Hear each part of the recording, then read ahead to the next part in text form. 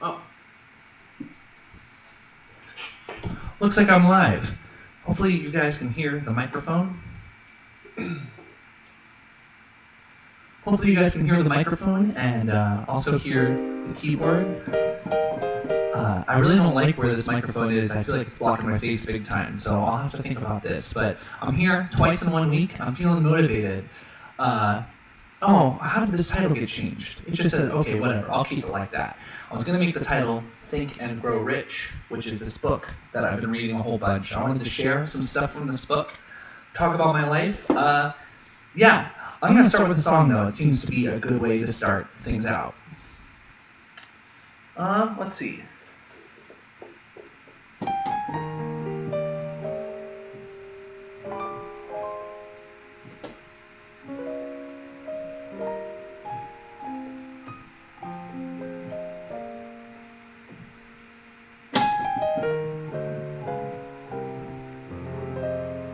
If somebody's here, tell me if you can hear the piano and hear my voice.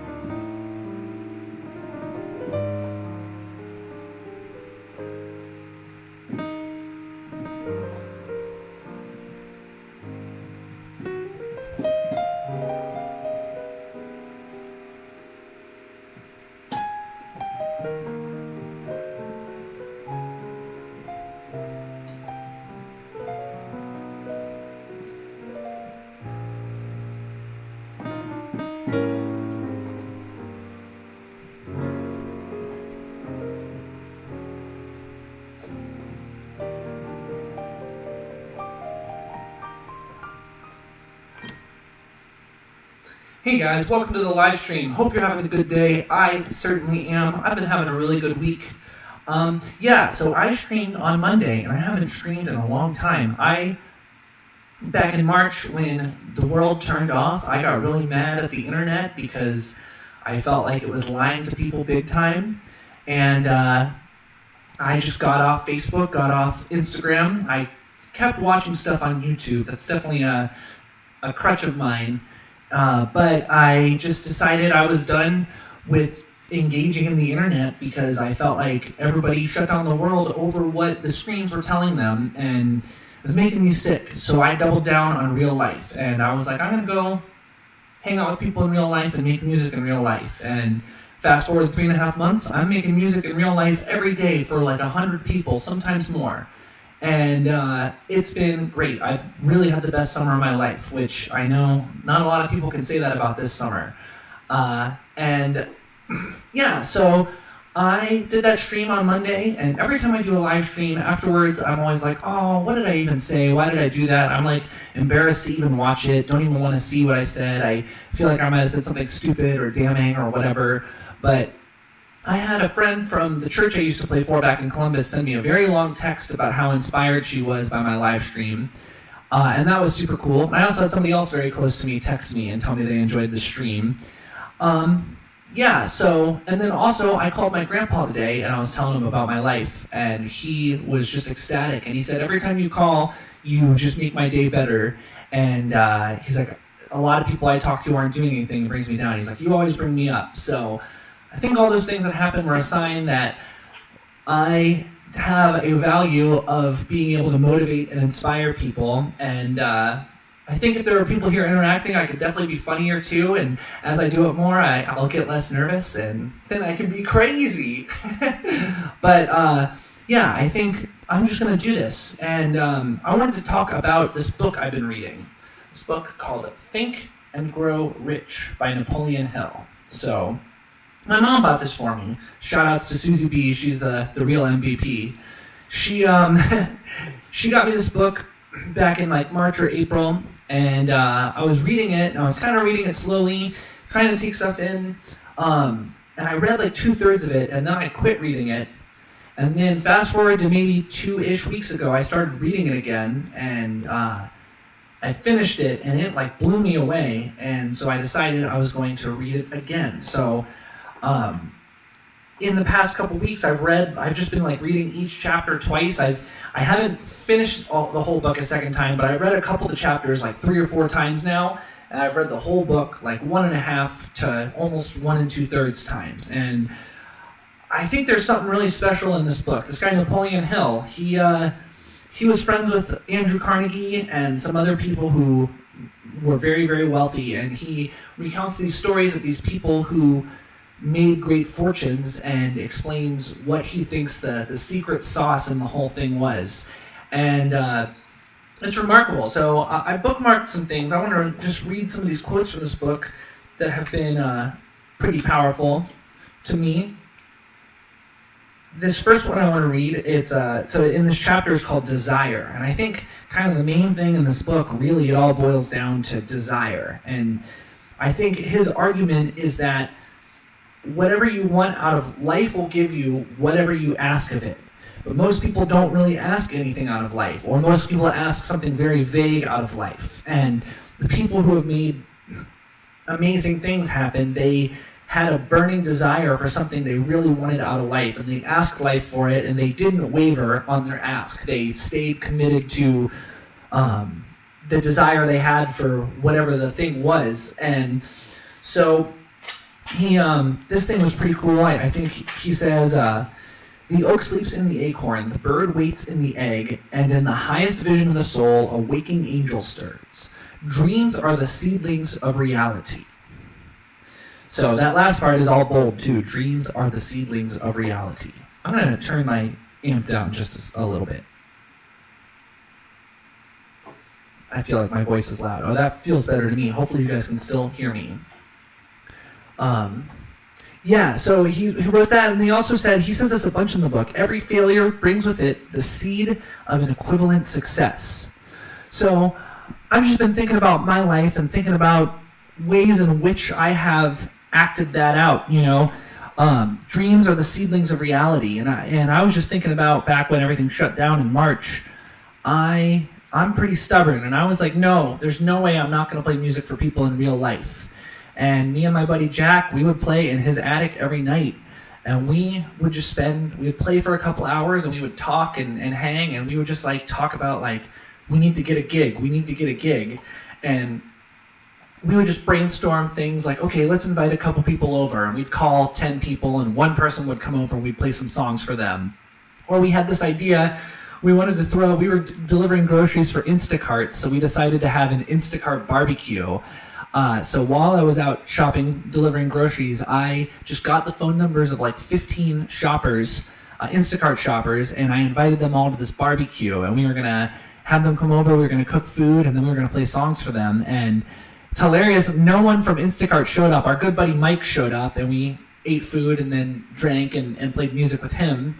But we just kept thinking of ideas of how we could play music for people. And then the story I told last time where I fell, and then that got me inspired to play on the porch happened. And I think if I didn't have this burning desire to go, no matter what the TV says, no matter if there's a virus killing everyone, or there's bombs dropping on the city, or there's men with guns outside, whatever's happening, I need to play music for people, and I'm gonna figure it out no matter what. And Jack was in that same boat too. And another thing this book talks about is having a mastermind group, having a group of people who are in on the same plan, who have the same vision. It says, I should have bookmarked that page, but he was talking about when two minds come together for a vision, a third mind appears and starts to work as well. So, I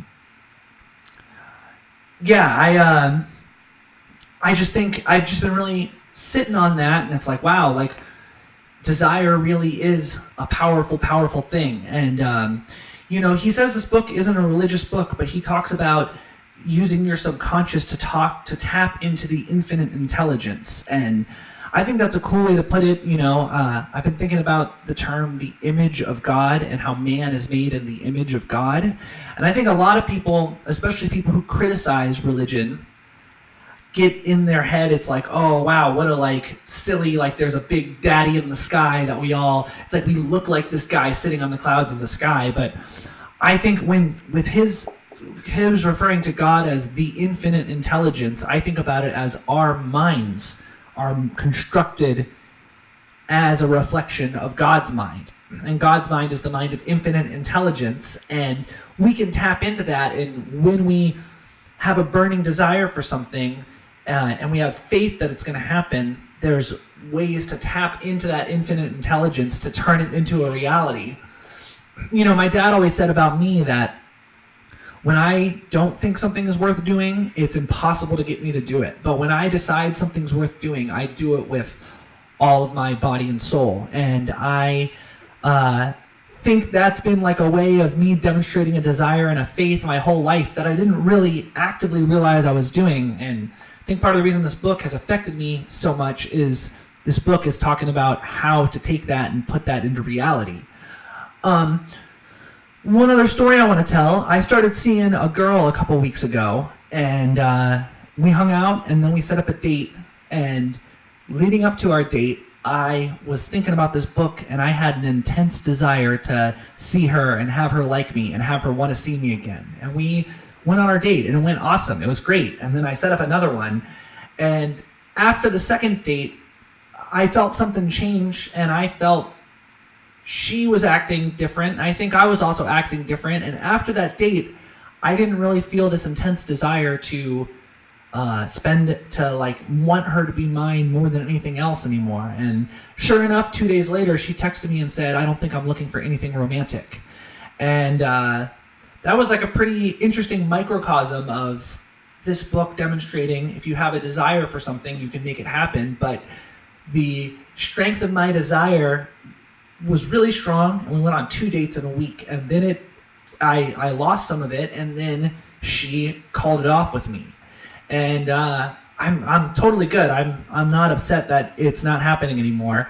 But I think that was pretty powerful, and I'm just trying to wrap my head around this worldview this guy has, where it maybe the sum of how do I say it? What you get out of life is really what you ask for. Another thing he was talking about in here is if you surveyed 100 people and asked them what they want out of life, it says 98 out of 100 people will give you a vague answer. They might say, I want money, or I want a big family, or a happiness, or wealth, or I want to be good at tennis, or I want to be good at guitar, or I want to have a lot of friends, or whatever.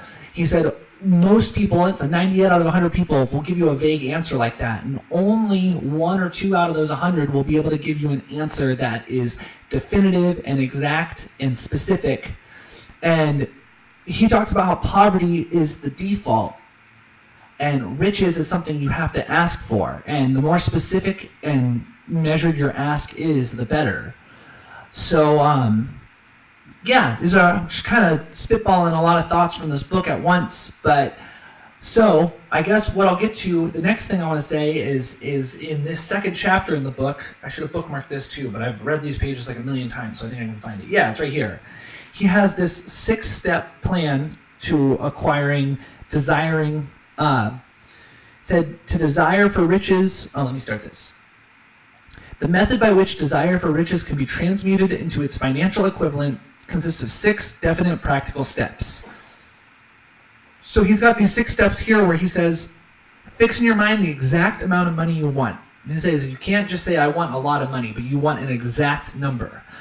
And then he says determine what you decide to give for that money, because you don't get something for nothing. That's another principle in the book. It says nobody ever gets something for nothing. I think that's really awesome to think about in a time where everybody's on unemployment and just taking free money. And I've decided I'm not doing that. And he says, third, establish a definite date when you intend to possess the money you desire. Then fourth, you got to make a plan for how you're going to get it. And then fifth is to write out a statement.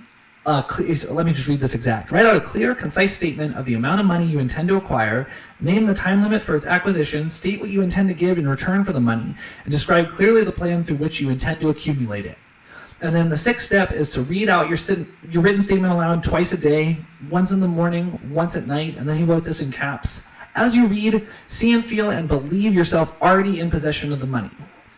And then he goes through and explains how it might seem silly, it might be hard to do it, but just to do it and keep doing it and be persistent with it. So when I read this a couple months ago, I said I want to have $40,000 by October 15th. And I wrote down this statement, but then I kind of just taped it to my wall and kind of forgot about it and went on with my life. So fast forward to a couple days ago, and I was talking with Jack, and I was reading this book, and I was like, Jack, let's have $20,000 given to us by the end of August, by September 1st, or October 31st, or August 31st, have $20,000 show up. And so I'm saying this now on this live stream to make it, put it into reality even more, speak it into reality. John 1:1 says, in the beginning there was the Word, and the Word was God, and the Word was with God. And the first line of the Bible is God's speaking. God said, let there be light. And the universe is the one spoken word. So I certainly believe in the power of words, probably more so than the average person. And I think I'm trying to have this desire for this money, and it's not just a wish, and it's not just a grab of something for nothing. I've been playing these concerts where 100+ people show up every night, and I've been teaching these lessons, and I'm trying to just come up with my plan to acquire a lot of wealth. And what I'm going for right now is in less than, or a little more than half a month, to have $20,000 come into my life. He talks about people in this book who were able to make millions of dollars show up. He has this cool story where there's this preacher, and he wants $1 million to start a school, and he thinks about it for like 2 years, and then eventually one day he goes, I'm going to have $1 million by next week. And after he thinks of that, he writes to all the newspapers and tells them his sermon he's doing the next day is a sermon on what he would do with $1 million. And he preaches the sermon, and a guy comes up to him afterwards and says, I believe, because he wanted to start a school. And in his sermon, he explains why the $1 million would help him start the school and all this stuff. And this guy goes, I believe you. Come to my office tomorrow. I'll have $1 million for you. So this guy had this wish to get $1 million, and he kind of chewed on the wish for like a year or 2 years. But once he said, no, this is no longer a wish. This is going to happen. I'm going to have it in a week. He got it in 36 hours. And even saying it out loud, there's like parts of my brain that are like, oh, that's mumbo jumbo, that's like new agey bullshit, and I'm sure somebody might stumble upon this video and be like, wow, that's pretty kooky, like who would believe something like that? And it is pretty out there, but I think a lot of people live pretty average lives. A lot of people don't have the money they want. A lot of people don't acquire the things they want. And I think trying to, as an act of faith in God, faith in myself, and faith in my future, I'm trying to put it out there that I want to acquire these riches. I think not only have I been providing this service all summer of playing music for audiences and teaching lessons, I am going to continue to do that. I'm going to do it at the highest level I can and keep hiring the best musicians in Chicago. And I think I've been giving a lot. I think part of that plan is also doing these live streams. And this might not be the right thing, but he talks about make a plan and act on the plan. And I've been thinking about doing a live stream for like 2 years, and I always do it for a little bit. I do like a couple episodes, and then I get scared that I'm leaving my heart on my sleeve too much, and I'm like, oh man, somebody's gonna go dig through and find stuff, and I'm gonna lose gigs and all this stuff. But I don't know. I'm turning a corner. I have faith that God is inspiring me to do the things that I should do, and I've had this itch for a long time. And it's not an itch to play video games all day. It's not an itch to smoke a bunch of pot or do heroin or whatever. It's an itch to share the things in my mind with other people in a way that leaves me vulnerable, but hopefully brings you, viewer, up and inspires you and lets you realize how much in control you are when a lot of people feel totally helpless. It's fascinating living in a city like Chicago where so many people are putting these diapers on their face and they're like, yes, Miss Lightfoot, whatever you say, I'm gonna wear the face mask because I don't want to get sick. He even talks about in here, the last chapter is the 6 great fears, how to outwit the 6 ghosts of fear. And the 6 fears he has, I could have tagged this too, but I didn't know I was going to talk about this. The fear of poverty, the fear of criticism, and the fear of ill health. He says those are the 3 main fears people have. And then the fear of loss of love of someone, the fear of old age, and the fear of death.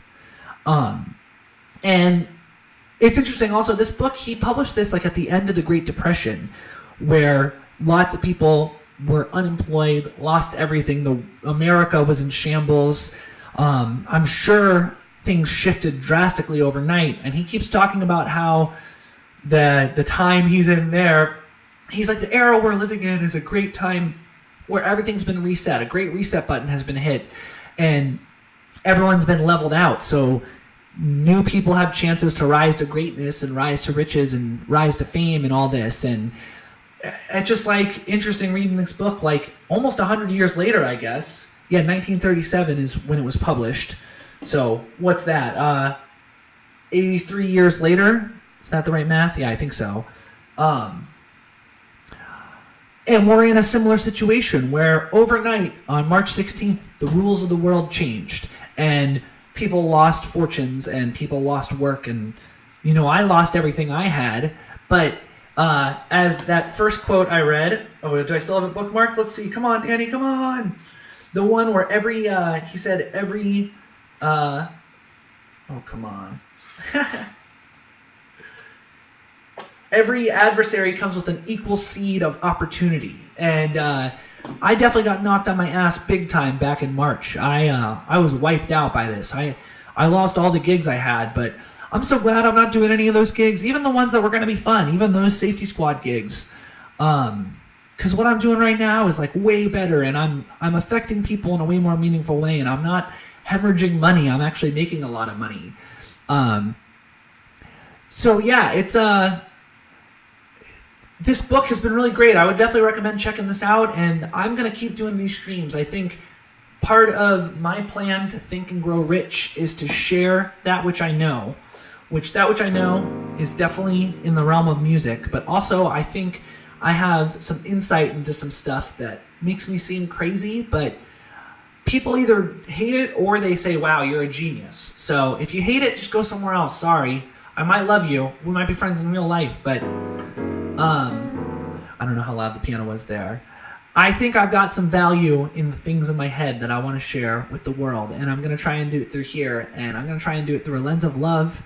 And I want to share my journey of trying to take the principles in this book super seriously, and also, just sharing my faith in myself and my faith in God and my faith in the future. Let me play another song. This is something I've been writing, or I wrote a bunch of this a while ago, and I just pulled it out of my composition book today. It does not have a name yet. Actually, I remember I was calling it paddle boat panic at the time because I was living on a boat where the paddle wheel broke. Living on a boat where the paddle wheel broke. My name's Danny, and this isn't a joke, y'all.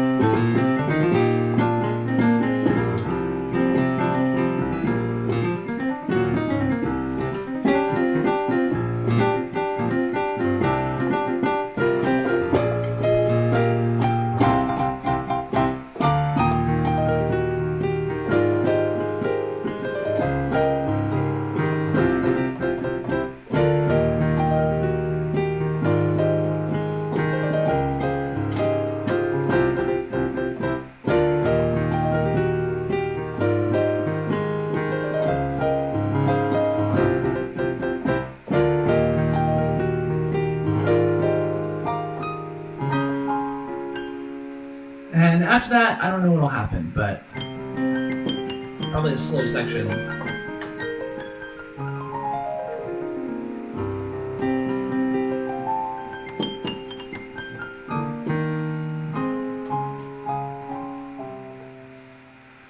So yeah, here I am with my second stream. I'm going to turn this amp back down. Probably talking way too fast, probably some of my nervous energy is probably running off, but yeah, I am starting my porch show in 40 minutes, so I'm going to wrap up here in the next minute or so, but this book has been really cool, and it's been making me think a whole lot, and I've been thinking about my future and my destiny, and I always go against the grain, like always, for better and for worse, and right now a lot of people are just floating down the river. You know, they're in the lazy river, kind of letting the authorities tell them to stay inside and saying, oh, you can't go outside unless you do this and this and this and this. And I'm saying, no, I'm gonna carve out my own path. I'm gonna sail my own ship, and I'm probably gonna make some waves. And making waves can be dangerous, but there's a life to be had. I only get one shot here, and I'm trying to make it happen. So I think, yeah, I'm gonna keep doing these streams. Probably every other day seems like a good strategy, I guess. But I don't really want to do Sunday, so maybe like Monday, Wednesday, Friday, or something. We'll see. Not every day, but not twice and then never again. So I'm gonna think about this and keep doing it. If you like this, drop a comment, let me know. Or a couple people texted me. That was pretty cool. Shoot me a text. A comment helps with the algorithm. Not that I really care. I think one thing that's different about where I'm at right now is I don't really care about getting followers and social media points and stuff.